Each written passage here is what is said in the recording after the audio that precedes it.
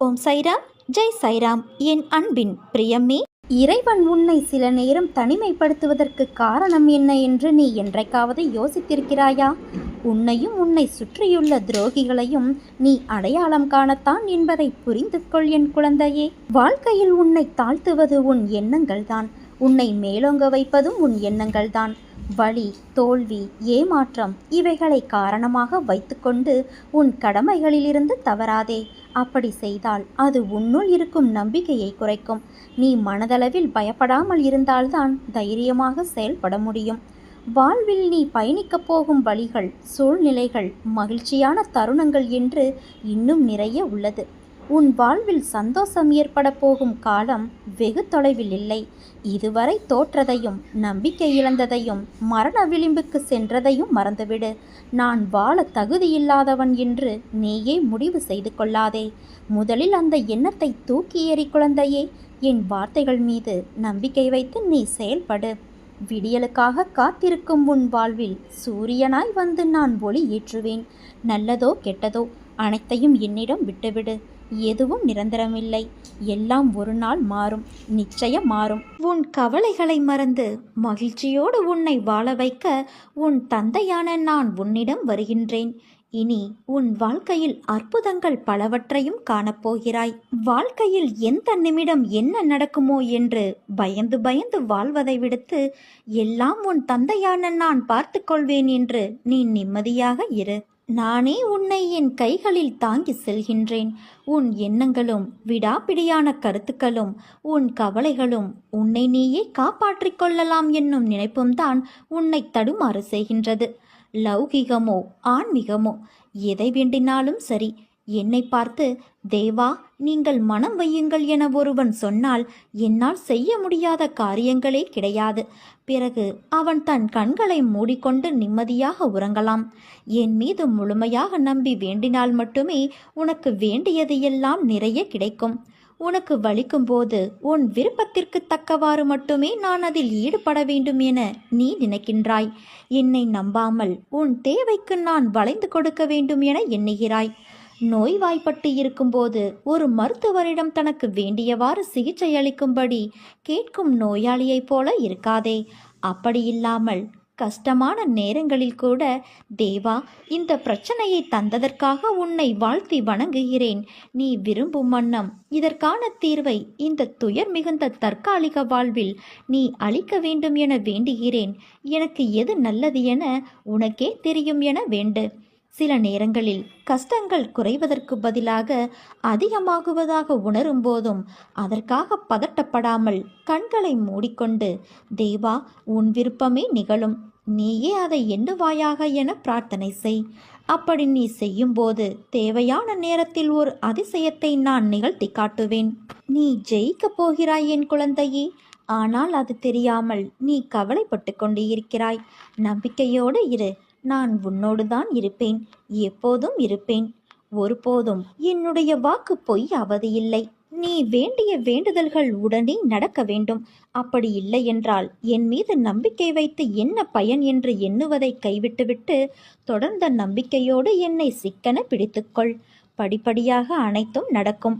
காலப்போக்கில் என் வார்த்தை உண்மையானது என்பது உனக்கே புரிய வரும். நீ விழும்போதெல்லாம் தாங்கி பிடிக்கவும், மனம் உடையும் போதெல்லாம் தட்டி கொடுக்கவும், தனியே அழும்போதெல்லாம் உன் கண்ணீரை துடைக்கவும் உன் தந்தையான நான் உன்னோடு தானே இருக்கிறேன். பிறகு நீ எதற்காக கவலைப்பட வேண்டும்?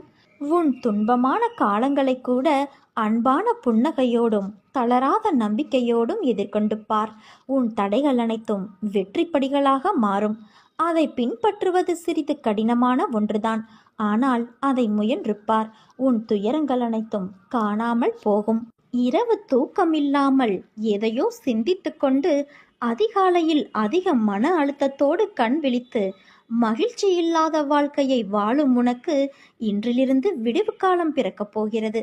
என் அருளால் உன் வாழ்க்கை உனக்கு பிடித்த வண்ணம் மாறும்.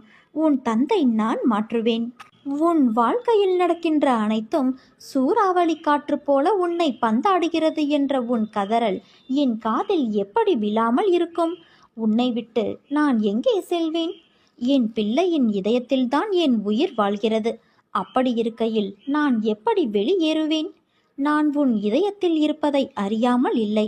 கவலைகள், சோகங்கள், வேண்டாத எண்ணங்கள் என்று எல்லா எதிர்மறைகளையும் உள்ளே வைத்து கொண்டு இருக்கிறாய். ஏற்கனவே உன் இதயத்தை துன்பங்களால் நீ நிறைத்து வைத்துள்ளாய். அது போதாது என்று நடக்கும் எல்லா நிகழ்வுக்கும் எதிர்மறை எண்ணங்கள் வேறு உனக்கு உதித்து கொண்டு இருக்கிறது. ஒன்றை தெரிந்து கொள். எதிர்மறை எண்ணங்கள் என்பது காந்தக்கல் போன்றது. அதன் தன்மையே எல்லா எதிர்மறைகளையும் அதனுள் ஈர்ப்பதுதான். அதன் பிடியில்தான் கர்மா என்ற வினைகள் சிக்கி அதில் தோன்றும் எண்ணங்களால் உன்னை தோல் தூளாக்கி உன் புத்தியை சிதற செய்கின்றது. அதன் கையில் உன்னை சிக்க விடாமல் உனக்குள்ளே இருந்து கொண்டு நான் யுத்தமிட்டு கொண்டு இருக்கிறேன். உன் இதயத்தில் நான் வாழ்ந்து கொண்டு இருக்கிறேன். அதன் பொருட்டுதான் உன் இதய துடிப்பின் ஓசையாய் உணர்த்துவதற்கு முயற்சி செய்கின்றேன். ஆனால் நீயோ ஓசை கேட்டும் உன் பிரச்சனைகளை அந்த ஓசைக்கு எதிர் ஓசையாய் ஒலிக்கின்றாய். பிறகு எப்படி என்னை முழுவதுமாக நீ உணர்வாய்? உன் மனதில் துன்பம் என்ற திரையை வைத்து போத்தி வைத்துள்ளாய். அதை முதலில் தூக்கி எறி. முதலில் வாழ்க்கையை நினைத்து பயப்படுவதை நிறுத்து. பயம் புத்தியை மழுங்க வைத்துவிடும். பயம் எதிர்மறை எண்ணங்களை உருவாக்கும். எதற்காகவும் நீ பயப்படாதே குழந்தையே. நம்பிக்கையோடும் பொறுமையோடும் உன் கடமைகளை நீ செய். நிச்சயமாக இந்த நிலை மாறி வாழ்வில் நீ வெற்றி பெறுவாய். என்னை தேடி வந்து என் மண்ணில் எவர் கால் வைத்தாலும் அவருடைய துன்பங்கள் முடிவுக்கு வந்துவிடும். நம் கவலைகளை, துக்கங்களை, அவமானங்களை, தோல்விகளை முழுவதுமாக துடைத்து எறிந்து நமக்கு நிம்மதியையும் சந்தோஷத்தையும் கௌரவத்தையும் நான் தந்தருள்வேன்.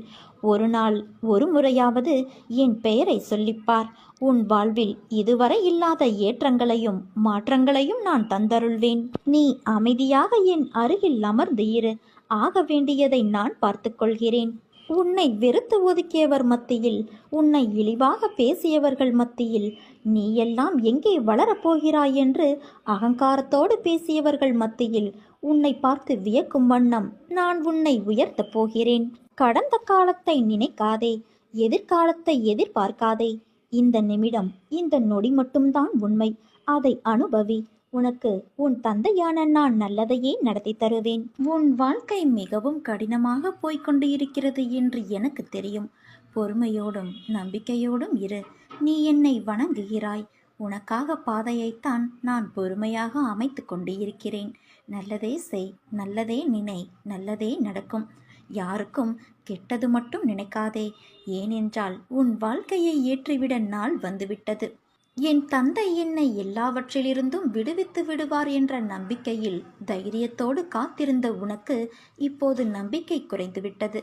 அந்த அளவுக்கு சோதனைகள் பல உன்னை சூழ்ந்து கொண்டு இருக்கின்றன. எப்படி இதிலிருந்து தப்பிப்பது என்று உறக்கத்தையும் இழந்துவிட்டாய்.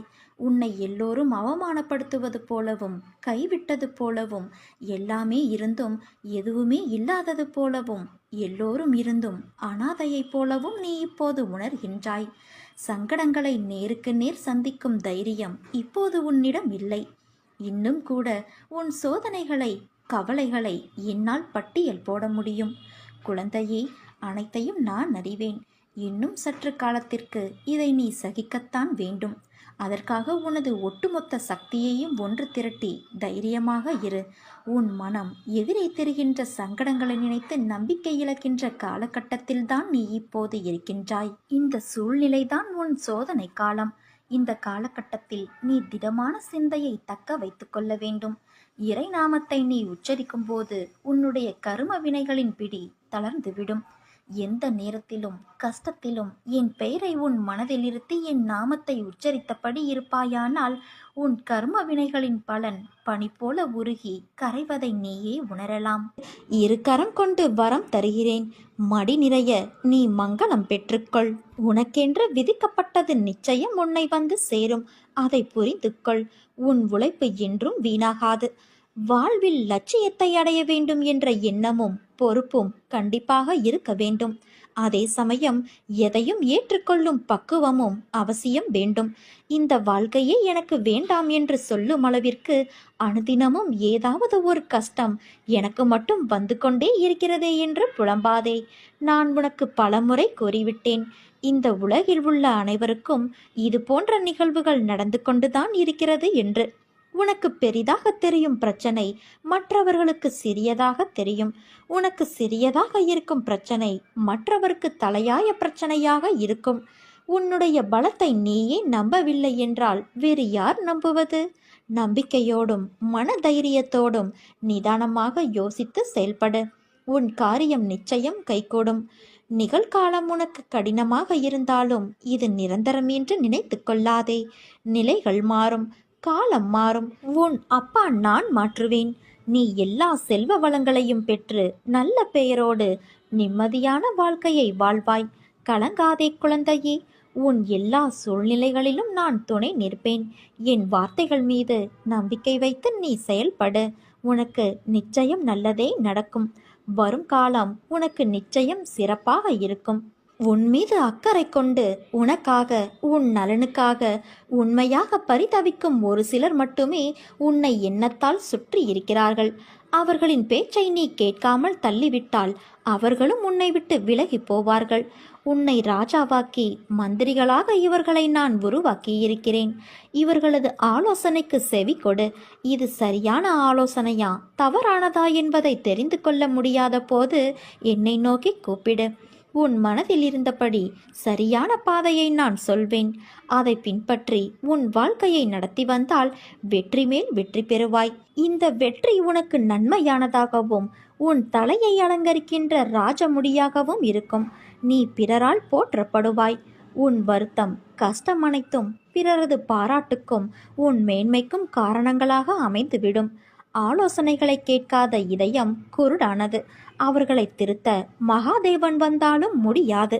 அன்பு குழந்தையே, முதலில் வாழ்க்கையை நினைத்து பயப்படுவதை நிறுத்து. பயம் புத்தியை மழுங்க வைத்துவிடும். பயம் எதிர்மறை எண்ணங்களை உருவாக்கும். அதனால் நீ எதற்கும் பயப்படாதே, கலங்காதே. நம்பிக்கையோடும் பொறுமையோடும் உன் கடமைகளை செய். நிச்சயமாக இந்த நிலை மாறி நீ வாழ்வில் வெற்றி பெறுவாய் என் குழந்தையே.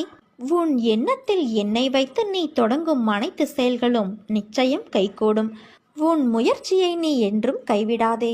உன் முயற்சிக்கான பலனை நீ விரைவில் பெறுவாய். உனக்கு என்றும் பக்கபலமாக நான் இருந்து உன்னை வழி நடத்துவேன் குழந்தையே. உன்னை நினைத்து நான் கவலைப்படுவதா, வருத்தப்படுவதா? உன் மனதில் இருக்கும் சங்கடங்கள் ஒன்றா இரண்டா?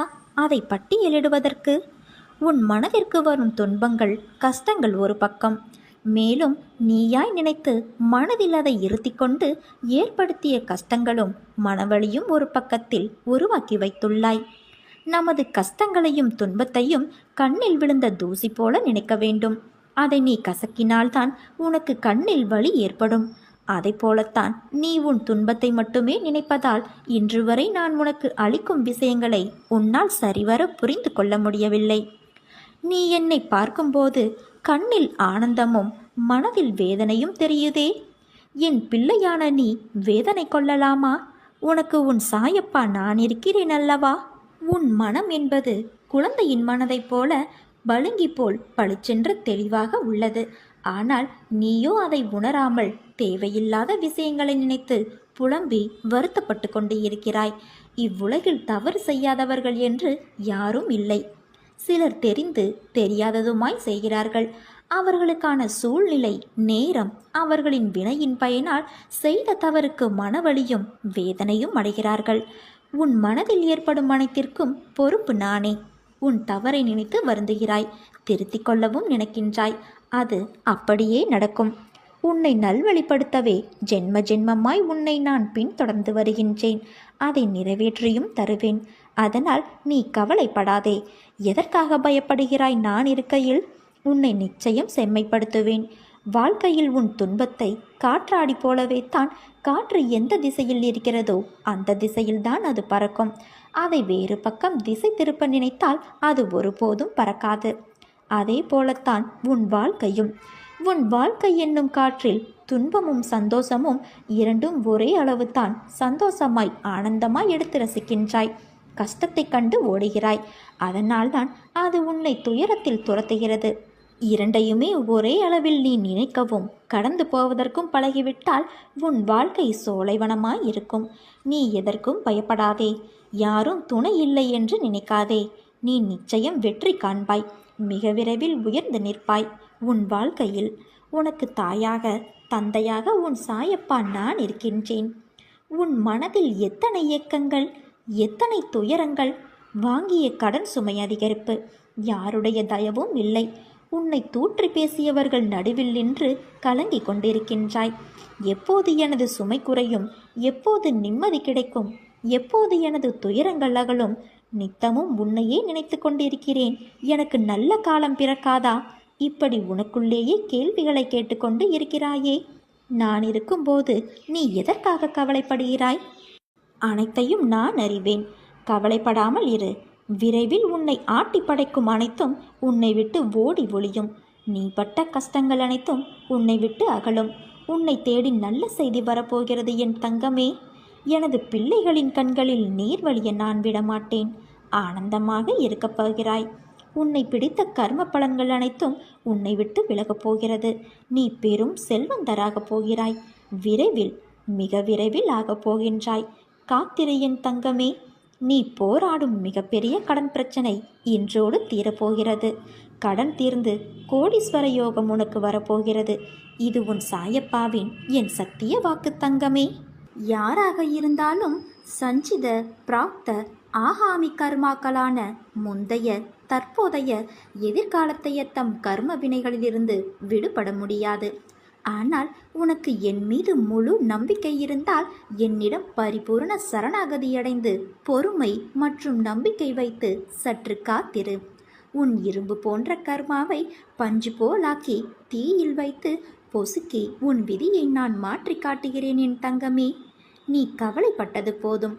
இனி உன் வாழ்வில் அற்புதங்கள் நிகழ்வதற்கான காலகட்டத்தை நீ நெருங்கிவிட்டாய். அதுவரை சற்று பொறுமையாக இரு. எல்லாம் நல்லதாகவே நடக்கும்.